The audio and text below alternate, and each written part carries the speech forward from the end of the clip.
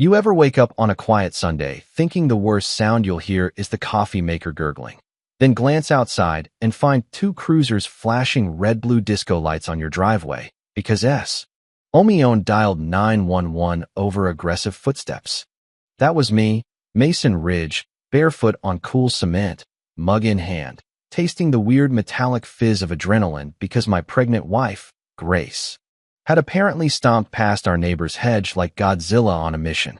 Grace was 7 months along, swollen ankles stuffed into neon pink Crocs, doing her doctor-recommended morning loop at a pace I'd rank somewhere between mosey and determined duck.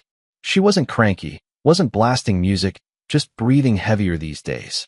But to Deborah Lockwood, the self-appointed monarch of Cottonwood Hollow, armed with pearl studs, a ring of surveillance cameras, and the kind of grin you see on Smile or Else posters, my bride's breathing qualified as a felony. Deborah materialized at her property line the way a prairie dog pops from a hole, phone held high, barking. "Officer, that woman shook my granddaughter's window." Never mind the kid visits twice a month, and the last visit involved a bounce house loud enough to rattle license plates. Officer Delgado gave me the universal, "Are we really doing this?" eyebrow while explaining they have to respond to every emergency call, unconventional or not. Grace laughed, a startled, slightly hysterical sound, then steadied herself, palms on belly. "You're telling me she called the cavalry because I walked on a public sidewalk?" Deborah's reply floated across immaculate turf. "You huff and puff on purpose. Try lighter footwear." Grace blinked, fighting the urge to point at the human being inside her. Deborah clutched a 3-page packet of city code, rainbow highlighted, and demanded citations. The officer, bless him, tried diplomacy. Deborah flapped her pages like holy writ. We retreated indoors, equal parts stunned and amused, until the absurdity curdled into something darker. See, I can swallow quirky neighbors, but when quirk turns to control, my inner spreadsheet wakes up. I created an incident log, dates, times, even a decibel meter app just to see how thunderous Grace's Crocs really were. Spoiler, quieter than a lawn sprinkler. I filed records requests, found out Deborah never registered her camera grid with the city. Then I lodged a complaint about her midnight bounce house rave, which violated the same noise ordinance she'd pitched at us. It wasn't revenge, it was math. Play stupid games, earn equal equations. Deborah countered with theatrics. One afternoon, a notarized envelope landed on our porch accusing Grace of auditory intimidation. Legalese so overinflated it needed seat belts. Grace's hands trembled. Pregnancy hormones amplify more than cravings. The letter whispered a bigger truth.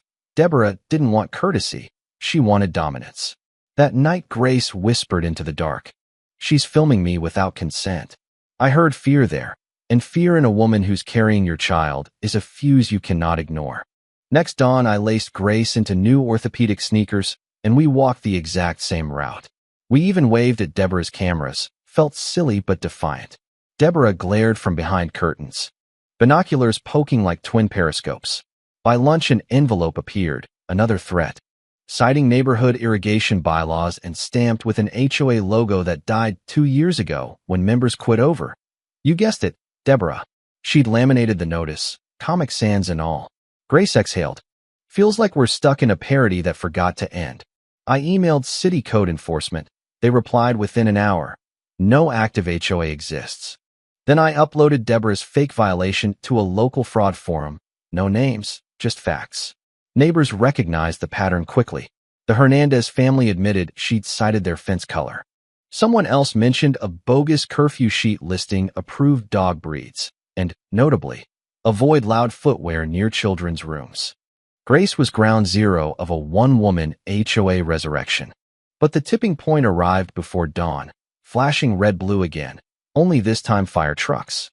Deborah had reported smoke in our garage, claimed she smelled propane. Firefighters found nothing beyond folding chairs and spider webs. One whispered, "Not our first false alarm from that address." I looked Officer Finley in the eye.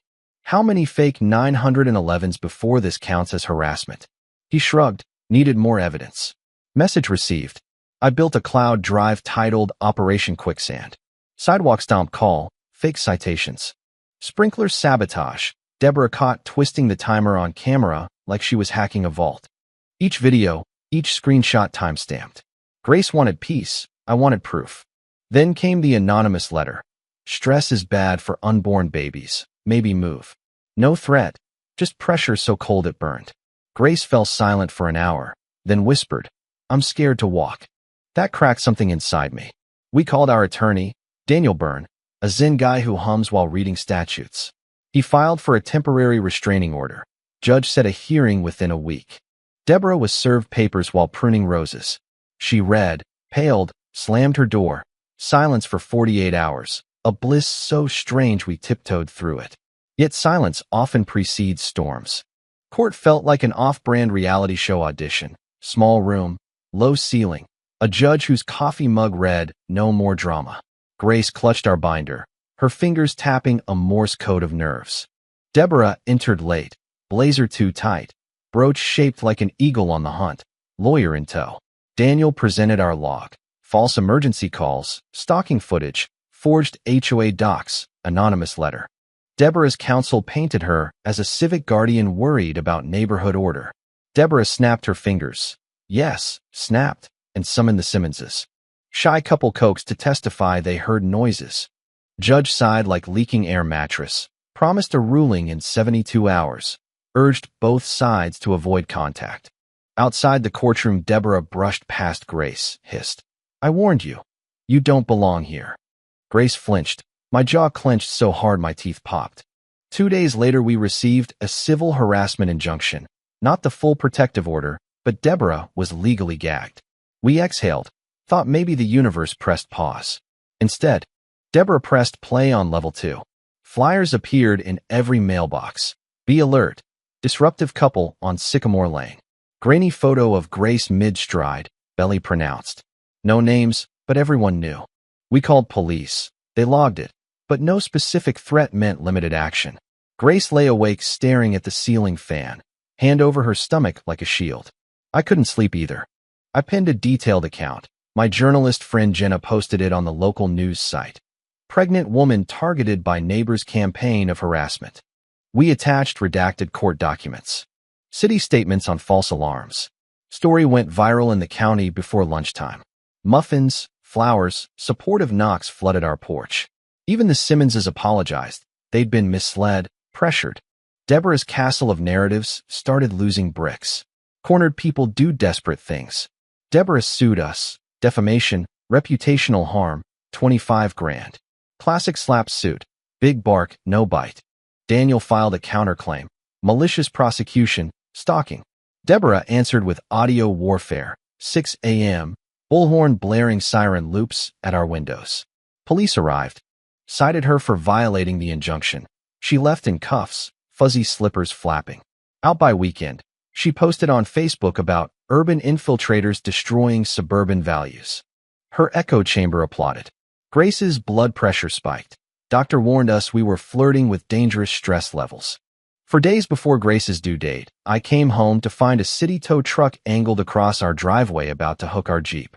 Complaint alleged we were running unauthorized commercial fleet services.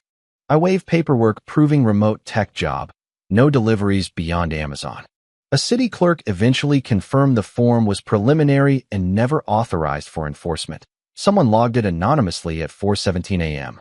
Same hour, our cameras caught Deborah slipping a folded sheet onto a utility pole, then scurrying back. The tower left, muttering about lawsuits. I forwarded the footage to the DA. They upgraded Deborah's charges, impersonating city authority, organized harassment. That afternoon, her mugshot blasted across local news. Hair wild, eyes furious. More neighbors surfaced with stories, fake CPS calls, bogus pet citations, intimidation. The DA opened a broader investigation. Deborah skipped her next court date, claimed a mental health eval, then vanished behind closed blinds. 3 days later, movers boxed her life into a truck. Rumors said she'd gone to stay with a sister 2 counties east, maybe changing her name. Cottonwood Hollow exhaled like someone finally let the air out of a balloon that had been squealing for years.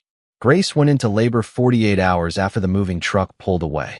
Hospital corridors felt unreal. No legal briefs, no sirens, just new life fighting its way into the world. When our daughter, Olive June, let out her first cry, Grace wept too, whispering, "She's safe now, no more tiptoeing." We brought Olive home to a house that suddenly felt larger, lighter, almost echoing with possibility. Neighbors we barely knew left handmade blankets, baby books, even offers to babysit. One evening, Mr. Delaney, 90 and grumpy by reputation, rang the bell just to hand me a wooden rattle he'd carved. "Every kid deserves peace," he said, voice like creaking oak. We framed the official letter from the district attorney confirming charges and investigations against Deborah, hung it in the entryway, a quirky but satisfying trophy. Sometimes, during evening strolls, Grace pushes Olive's stroller right past Deborah's old lawn. She gives the sod an extra firm step, nothing dramatic. Just a private reminder that sidewalks belong to everyone. The couple who bought the house has a golden retriever that barks at wind chimes and a toddler who shrieks about dinosaurs. All glorious, unapologetic noise. No one complains. Cottonwood Hollow's never been louder, never felt calmer. Funny thing, I still keep the Operation Quicksand folder in the cloud. Not because I expect another Deborah, but because the story matters. It's evidence that systems can be gamed, that quiet streets can hide loud battles, and that ordinary people can push back if they document, stay patient, and lean on community. Maybe one day Olive will scroll through those files and ask why anyone would harass a pregnant woman for walking. I'll tell her it's less about footsteps and more about fear. Fear of losing control. Fear of change. But that courage, empathy, and a good lawyer can turn fear inside out. So tell me, friends, where do you draw the line between neighborhood concern and outright harassment? Have you faced a mini tyrant on your block, a Deborah in disguise? Drop your stories below. Let's compare battle scars, share tactics, figure out how communities can defend themselves without losing their kindness. If you think this tale sheds light on a problem bigger than one zip code, hit that share button. Pass it to a friend stuck in similar shoes or Crocs. And don't forget to subscribe for more real-world dramas where ordinary folks refuse to be trampled. Until next time, walk loud, walk proud, and never let anyone police your footsteps.